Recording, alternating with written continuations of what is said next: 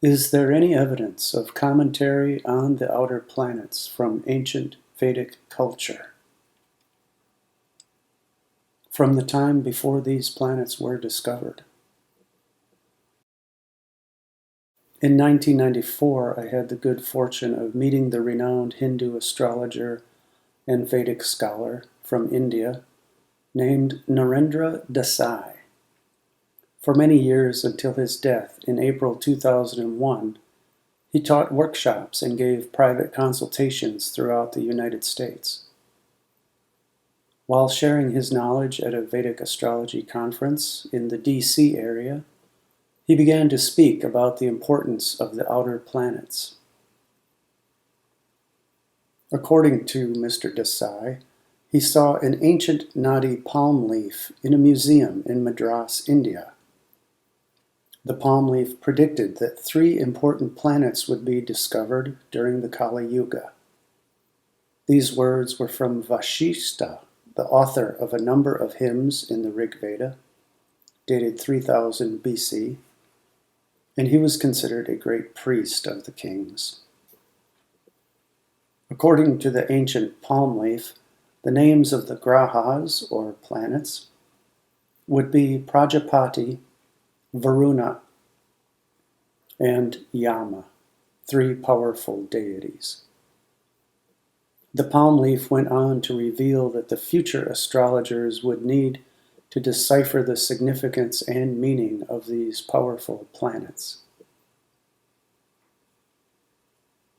In comparing the Hindu mythology of these 3 planetary deities with the Uranus, Neptune, and Pluto myths, there are many common themes and metaphors. For example, Prajapati is the lord of progeny and creativity. He exerts his heat and duplicates himself, and his divine voice sounds like thunder. One of the translations of the name Prajapati is Indra, who is the lord of thunder and lightning. A similarity to the planet Uranus can easily be seen. Uranus represents the Prometheus myth of bringing fire to earth, the bringer of change and innovation. Uranus is often associated with heat, lightning, and thunder. He was also the father of Venus, the goddess of creativity. Desai felt that Uranus was a higher octave of Mercury, the god of creative intellect. He said that a prominent Uranus was often seen in the chart of a good astrologer. Varuna, the second deity, is the lord of the cosmic waters and is associated with the mysterious laws of fate. He is a powerful mystical healer and is the lord of Maya, or the lord of illusion. Varuna is the bestower of spiritual wisdom and the god of cosmic medicine. In the early cycles of creation, all the gods together approach Varuna and say to him, "May you accept the lordship of all waters on earth and protect us all. May you ever dwell in the ocean, the refuge of the aquatic creatures." The great ocean, the husband to all the rivers and streams, would thus remain subservient to you. You would swell and shrink along with the moon. This sounds strikingly similar to the role and meaning of Neptune, god of the mystical seas in modern astrology.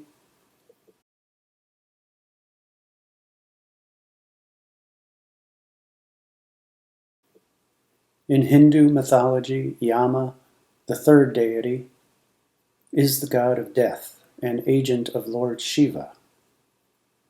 Yama means the binder or the restrainer, the agent that keeps mankind in check.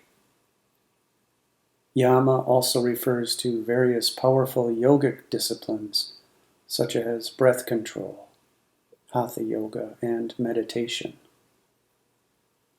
Lord Yama guides the soul to the astral plane after death, where one can experience the results of one's karma from the present life and prepare for the next incarnation. Comparisons with Pluto are easily seen. Yama often has a green body, wears red clothing, and rides a black bull. He holds a loop in his left hand, which pulls the soul from the body of the deceased. The medical research journal called The Cell reported on a recently discovered enzyme they named Yama, which cleaves other proteins and causes cells to self-destruct. The research group named the enzyme Yama after this Hindu god of death. Yama rules over the kingdom of the dead, where the ancestors dwell, and is called the Preta Raja, or the king of ghosts. He is a deity that demands sacrifice and discipline. He decides which actions of humans bear or do not bear fruit. Yama then judges the dead, whom his messengers drag before his throne. His aide, Chitragupta, catalogs the karma of all human beings and replays the major life events, helping the soul realize its life's work.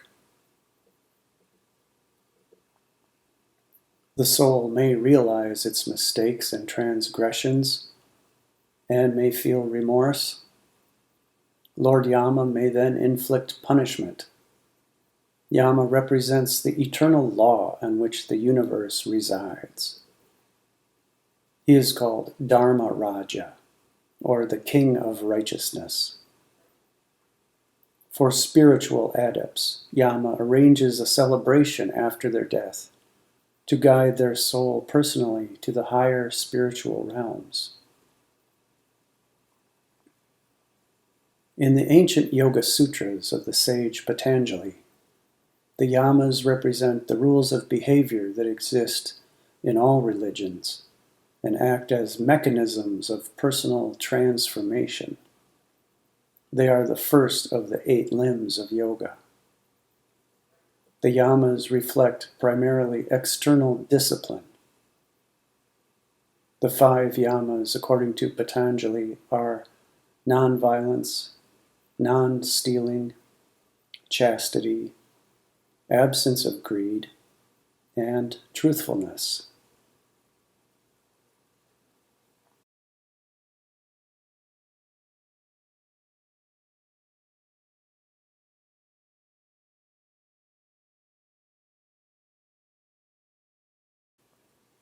As the great astrologer Sri Yukteswar stated, the first lesson on the spiritual path is to learn to behave. The power to cleanse and remove impurities is a boon granted by Yama.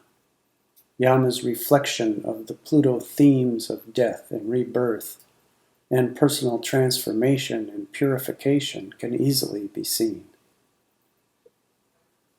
Pluto is the Roman version of the Greek Lord of the Underworld, Hades.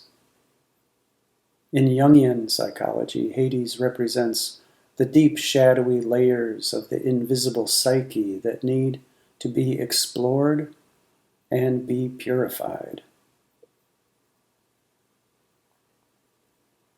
In her classic text, Gods and Planets, Eleanor Bartz writes, "When Hades was no longer experienced only as dreadful and horrid, when people were able to connect with him more consciously and to recognize the abundance and the riches under the earth, he was then called Pluto. The horn of plenty became his insignia."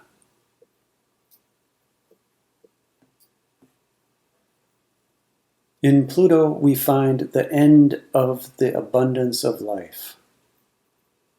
Yama offers humanity a similar choice of destruction or transformation.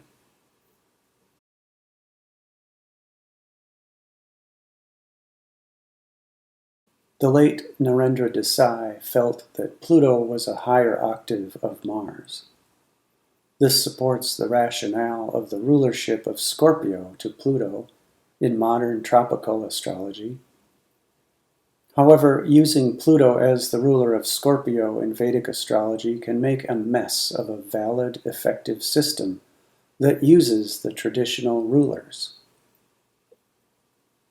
Bringing the outer planets into the Vedic chart should be done with care. According to Vedic astrologer Chakrapani Ulal, the risk of creating goulash by mixing the two systems is a real dilemma for any astrologer studying both Eastern and Western astrological traditions. After his death, several of Narendra Desai's devoted students have continued to share some of his thoughts on the outer planets. One student wrote that Narendra would emphasize the importance of an outer planet making a close aspect to another planet. For example, he would give special emphasis to a natal aspect between Mercury and Uranus for indicating astrological skills. He also utilized the outer planets in his compatibility work, and they were treated as somewhat challenging in nature. Desai also confirmed that for the spiritual understanding of the natal chart, the outer planets are very important. The best types of spiritual practices or sadhana for a person can be revealed by outer planets in a Vedic consultation. For example, bhakti or devotional yoga indications traditionally associated with the planet Venus may also be revealed through Neptune, the higher octave of Venus. A wisdom path may involve a powerful Uranus, a higher vibration of Mercury. A person with a prominent Pluto may want to explore meditation practices that involve Shiva, Kali, or Yama worship. Thus, a specific path may be reflected through the outer planets as well as other traditional indications in the Vedic chart. In summary, a strong case can be made for the study of the outer planets in modern Vedic astrology. The true spirit and philosophy of the Vedas was to keep an open mind to all forms of truth. The challenge of integrating this information into the Vedic system is the work of the Neo-Vedic astrologer of today. The research should be done with an open mind while still protecting the tenets of traditional Jyotish. As the great seer Narendra Desai stated to one of his students, "Never mind what others say about the outer planets. They are there. We must use them."